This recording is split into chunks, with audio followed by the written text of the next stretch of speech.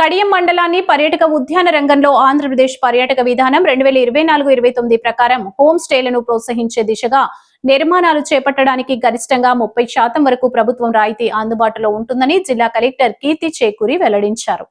బొమ్మూరు కలెక్టరేట్లో కడియం మండలంలో హోం స్టేల నిర్మాణం, నర్సరీ ఉత్పత్తుల విదేశీ ఎగుమతులు, పర్యాటక అభివృద్ధి తదితర అంశాలపై నర్సరీ రైతులు, సంబంధిత శాఖల అధికారులతో కలెక్టర్ సమావేశం నిర్వహించి చర్చించారు. కడియం నర్సరీలలో పెంచే వివిధ రకాల మొక్కలకు విదేశాలలో విశేష డిమాండ్ ఉన్న నేపథ్యంలో రైతులు నేరుగా ఎగుమతులు చేపట్టేందుకు అవసరమైన అనుమతులు, ధ్రువపత్రాలు సులభంగా పొందేలా చర్యలు తీసుకోవాలని ఆమె సూచించారు. ఈ క్రమంలో బొమ్మూరు ఆర్టీఐహెచ్లో కానీ లేదా కడియంలో కానీ సింగిల్ డెస్క్ వ్యవస్థను ఏర్పాటు చేసి ఎగుమతి ప్రక్రియను సరళీకృతం చేయాలని ఆదేశించారు. నర్సరీ అసోసియేషన్ ప్రతినిధులు ఇతర రైతులను చైతన్యపరిచి అంతర్జాతీయ మార్కెట్ అవకాశాలను వినియోగించుకునేలా ప్రోత్సహించాలని సూచించారు.